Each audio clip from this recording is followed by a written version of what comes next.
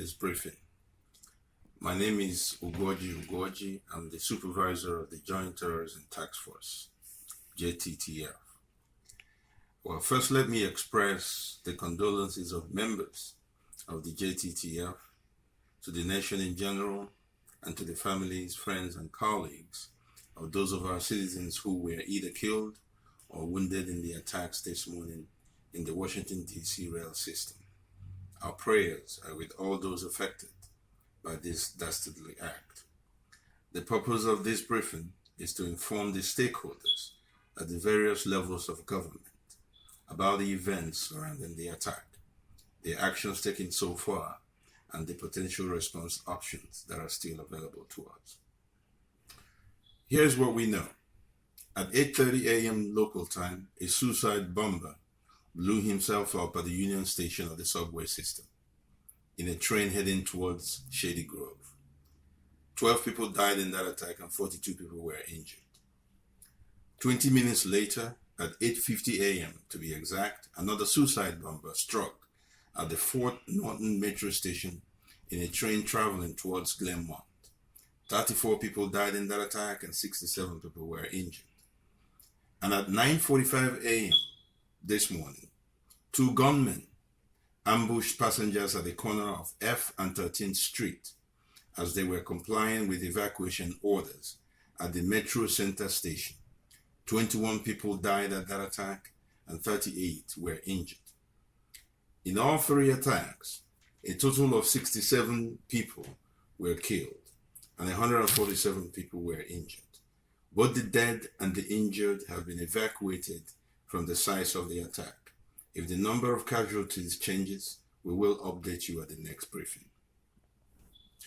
So here are the actions that have been taken so far. The Washington Area Transit Authority has shut down the rail system until further notice. The Metropolitan Police Department has activated the city evacuation roads to allow people who reside outside the city to leave the city.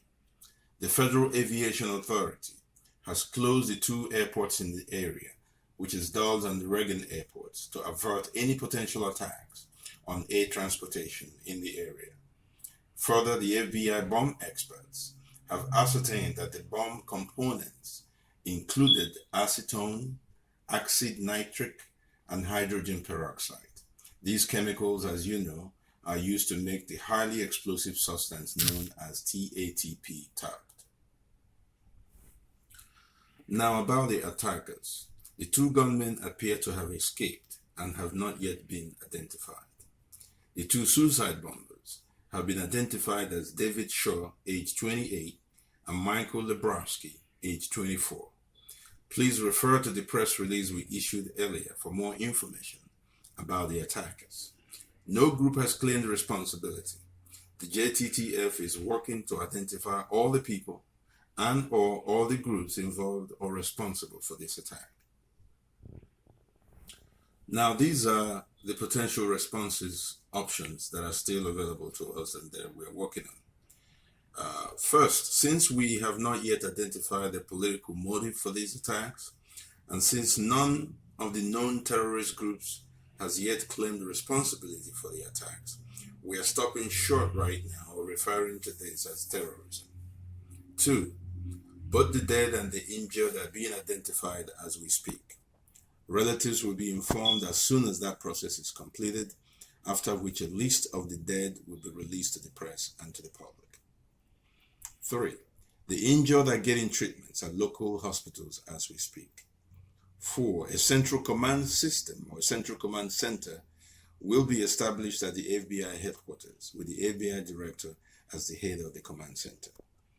5. Members of the JTTF will continue to run down leads, with priority being to identify and arrest the two gunmen that are still at large.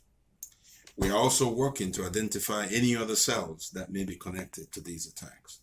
It is safe to assume that if there is a coordinated cell that carried these attacks in Washington, D.C., there may be other cells somewhere else in the country.